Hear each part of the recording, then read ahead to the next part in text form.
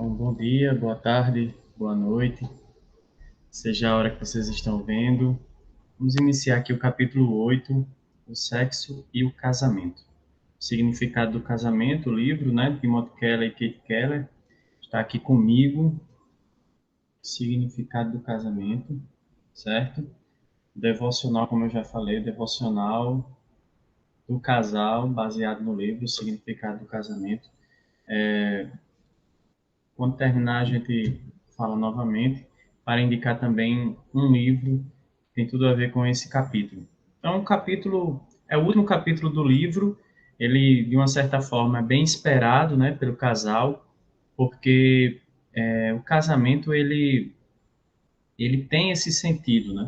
O sentido exatamente da união de uma só carne e também da permissão da relação sexual como algo divino, como algo é, gracioso, como algo que faz parte do dia a dia e do cotidiano do casal, e que, na verdade, é um elemento fundamental na vida e na saúde dos laços mesmo, do estreitamento de laços. Então, isso é fundamental. Então, assim, para não perder tanto tempo, uma vez que esse capítulo ele é muito extenso, fala de muita coisa, a gente vai tentar fazer aqui alguns recortes para contemplar num espaço de tempo um pouco mais conciso. Então, a primeira coisa que a gente tem que perceber é que a Bíblia ela tem muitas referências sobre a união do homem e da mulher como instituição de casamento, e nessa união é sempre enfatizado a ideia de se tornar uma só carne, de se unir ao máximo, de se tornar uma só carne. Então, quando pensamos nessa união, nesse contrato inviolável, né, de uma só carne, a gente tem que pensar em todas as áreas da nossa vida. Se a gente vai tornar-se um com a nossa esposa, e aí eu estou falando como esposo, eu preciso imaginar todos as áreas que me compõem, né? A união emocional, a união física, a união intelectual. Então, todas essas áreas elas precisam de fato estarem entrelaçadas. Eu preciso me tornar uma só carne no sentido completo mesmo, né? E uma dessas etapas, né, um desses elementos, áreas que a gente pode assim falar, seria também a união física. Então, se tornar uma só carne é também a relação sexual. Então, o sexo não é apenas um apetite. Essa é a grande questão que é colocada logo de cara, né? As atitudes em relação ao sexo. Quais são as atitudes? A gente tem que, primeiro, tocar em alguns assuntos para chegar na atitude cristã. Mas o sexo não pode ser apenas tratado como um apetite natural. Então, o ser humano, como um animal, tem um apetite sexual, ele precisa do sexo, e isso é algo natural. Então, dessa forma, eu naturalizo tanto que, de fato, não existe a obrigatoriedade do casamento para a relação sexual, uma vez que é natural. Então, devemos ter muito cuidado com essa ideia do apetite natural, né? Porque ele pode extrapolar as medidas e acabar tornando-se uma desculpa, um argumento para o sexo em qualquer momento, né? Em qualquer momento, inclusive, da relação, seja no namoro, no noivado, enfim. Então, essa não é uma visão bíblica de tratar o sexo apenas como um apetite natural, como um desejo que eu tenho, que isso é natural ter, e por isso é também natural saciá-lo. Então, muito cuidado com essa concepção. O sexo é considerado parte de nossa natureza física e inferior, distinta de nossa natureza racional, superior e mais espiritual. Então, o que isso quer dizer? Quer dizer que o dualismo entre corpo, né, entre carne, corpo, a matéria, né, carne e osso, e o espírito, aquilo que é transcendental, existe e o sexo está no polo daquilo que é físico, portanto inferior. Então, essa visão, né, muito difundida na Idade Média, principalmente, ela torna o sexo algo sujo. É como se ele fizesse parte da parte física, portanto inferior, e ele fizesse parte daquela área de atuação do ser humano que está muito mais propensa a ser conceituada como pecado. Então, essa divisão entre a área espiritual e a área física da nossa vida, e o sexo como ligado a uma natureza física, distinta ou oposta à natureza racional, torna o sexo algo sujo e muitas vezes interpretado como pecaminoso. Então, também é uma visão muito, muito problemática, uma vez que a Bíblia traz versículos falando do casamento e incentivando a relação íntima do casal. O sexo como satisfação e realização pessoal, veja, de mim para mim mesmo, certo? De mim para eu mesmo, né? Então, essa realização pessoal também é um problema, cabendo a cada um definir como deseja buscá-la. Porque aí você individualiza e toda a noção que a gente vem trabalhando, que vem se trabalhando no livro, de compartilhar a vida com o outro, de se entregar para o outro, de saber agir de acordo com o amor sacrificial e dessa forma caminhar junto para a glória de Deus, é desfeita.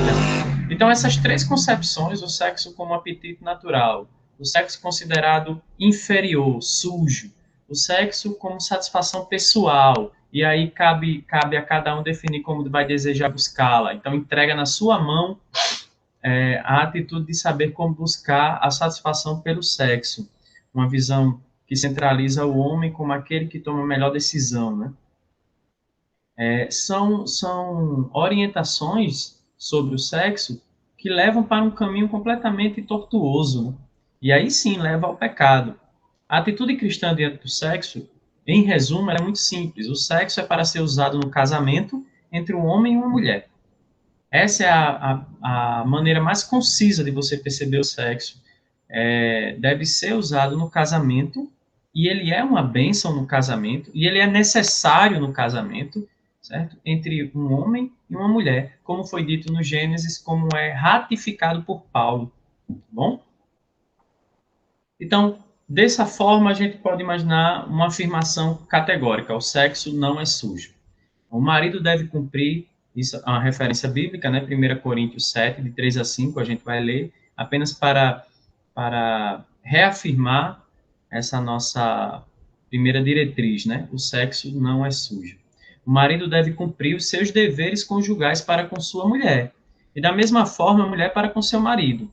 A mulher não tem autoridade sobre o seu próprio corpo, mas sim o marido. Da mesma forma, o marido não tem autoridade sobre o seu próprio corpo, mas sim a mulher. Não se recusem um ao outro. Repito, não se recusem um ao outro, exceto por mútuo consentimento e durante certo tempo para se dedicarem à oração. Depois, unam-se de novo, para que Satanás não os tente por não terem domínio próprio. Ok? Então, a união aí remete à relação sexual. Então, eu destaquei aqui um comentário de um estudioso do Antigo Testamento, que é citado no livro por Timothy Keller, Tremper Logman. O papel da mulher ao longo de todo o texto de Cântico dos Cânticos de Salomão é sem dúvida espantoso, especialmente à luz de suas origens antigas. É da mulher e não do homem a voz predominante em todo o poema que constitui Cânticos. Ela o procura e toma a iniciativa. Em Cânticos de 5, 10 a 16, ela declara com ousadia a atração física que sente por ele. A sua cintura é como marfim polido coberto de safiras. O hebraico é bastante erótico, e a maioria dos tradutores não se permite expressar claramente o significado óbvio. Trata-se de um prelúdio à relação sexual. Os movimentos debaixo dos lençóis não são mecânicos, nem há timidez ou vergonha. Antes, os dois estão um diante do outro, excitados, sem acanhamento algum, desfrutando um no outro o prazer e a alegria da sexualidade. A Bíblia é um livro que não deixa os recatados nem um pouco à vontade. Então, a gente vê essa referência em Cantares, a mulher tomando a iniciativa, ou seja, é, na relação dos dois, a relação sexual, a relação íntima, ela ela se permite cada um entregar-se, né? E entregar-se sem pudor. Entregar-se porque isso é permitido por Deus. O casamento, o sexo, como a gente falou categoricamente, pode ser usado no casamento entre um homem e uma mulher. E essa passagem, Cantares 5, de 10 a 16, ela é muito explícita, certo? O texto ele tem um caráter poético, erótico, lírico erótico, tá bom? Então, a outra questão, o sexo não é uma questão estritamente pessoal. A gente viu algumas visões e o livro trata de desmitificá-las, né? O sexo não é uma questão estritamente pessoal. O casamento é uma união tão profunda que os dois indivíduos se tornam praticamente uma só nova pessoa. Então, unir-se, fazer uma aliança ou contrato irrevogável é a ideia de se tornar uma só carne. Fazer uma aliança ou contrato irrevogável. Eles se tornam tão juntos, tão unidos, que se tornam uma só pessoa e uma nova pessoa. Tá bom? Então, não há a possibilidade de pensar o sexo de maneira individual, de maneira egoísta, egocêntrica. Só no casamento é possível a união bíblica, pois ela considera a união física, emocional, pessoal, social, econômico e legal. Então, o casamento é uma união, certo? Que vai tratar de tornar uma só carne, homem e mulher. Isso quer dizer o quê? Que existe uma união entre os dois em todas as esferas da sua composição enquanto ser. A esfera física, emocional, pessoal, a minha vontade a serviço do outro, social, enquanto sociedade, o casal, a família, ela tem uma função muito específica e ela é reconhecida pela sociedade com essa função, né? Econômica e legal, ou seja, é passado no cartório, isso é fundamental. Quando a gente falou sobre, lá no início dos capítulos, o casamento ele é uma instituição criada por Deus e que hoje também é balizada a partir do seu registro legal. Então, o casamento ele tem todas essas esferas. Não adianta dizer, estou vivendo com ela, aos olhos de Deus sou casado, não vou atrás do cartório porque isso aí são questões do homem. Não, certo? Do homem que não entende a religião, nada a ver.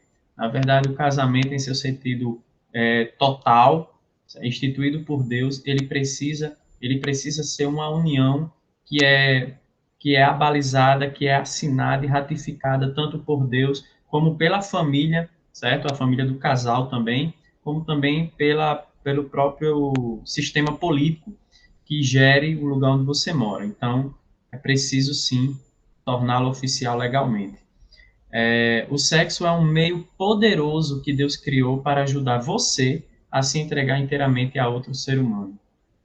Então, olha a frase, o quanto é forte essa frase do livro. Pertenço completa, inteira e exclusivamente a você. Então, essa é a ideia central. É o pertencimento de um e do outro. Tá? Então, o sexo como ato de união, que é o último ponto, né? Aí que a gente tenta especificar, é trabalhado bastante na Bíblia, inclusive por um ponto de vista inverso, né, invertido. Em 1 Coríntios 6, 16 a 20, diz assim: vocês não sabem que aquele que se une a uma prostituta é um corpo com ela? Pois como está escrito, os dois serão uma só carne. Mais uma vez, a noção de uma só carne, contrato irrevogável, todas as áreas de composição de um ser está unido agora, né? Emocionalmente, fisicamente, espiritualmente, legalmente, socialmente. Então, todas essas áreas de atuação de um ser entra em união com o outro e se torna uma só nova pessoa.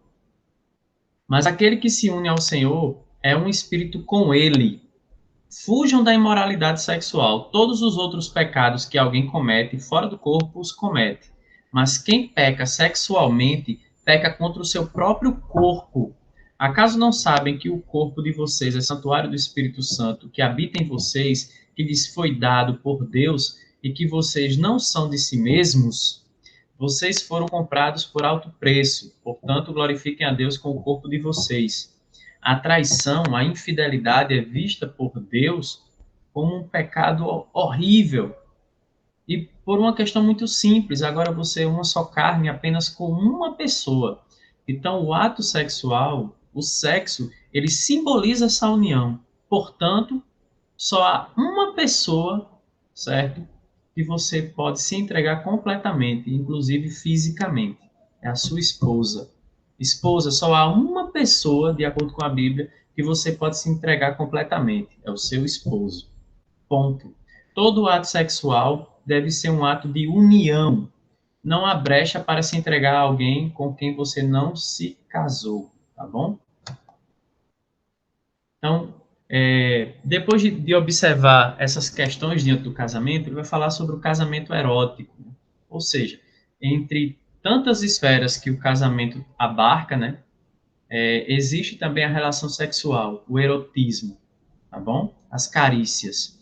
E em 1 Coríntios 7, 5, a passagem fala, não se recusem, sim, a passagem de 1 Coríntios 7, 5 é usada como fundamento para a expressão que vai ser dita, está na página 283 do livro. Não se recusem um ao outro, exceto por mútuo consentimento e durante certo tempo para se dedicarem à oração.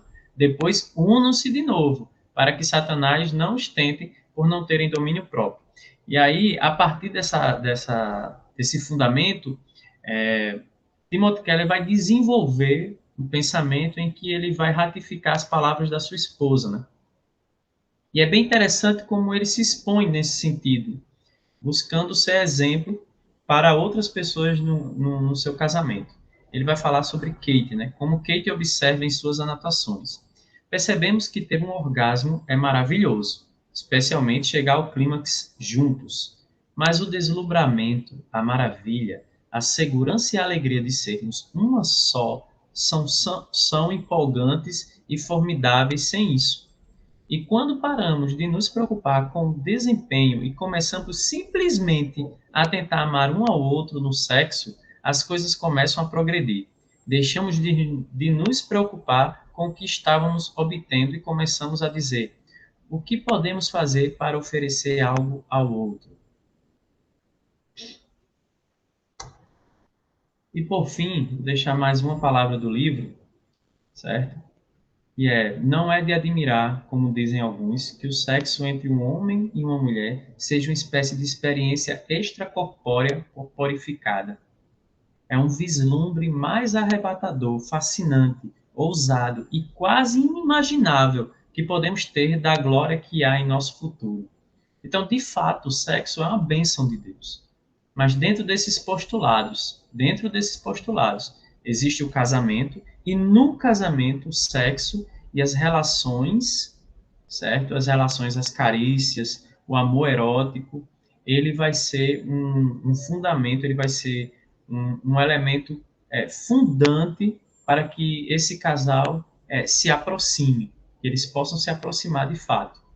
Então, desfrutemos do sexo a partir desses postulados, a partir dessas prerrogativas e que possamos também ir atrás de referências para dar mais base para o nosso pensamento sobre isso. Então, aqui é apenas um ponto de vista de um escritor, como Timothy Keller, está trazendo esse assunto no seu livro e que isso pode servir como um ensinamento para os casais casados, sejam eles recém-casados como não, né?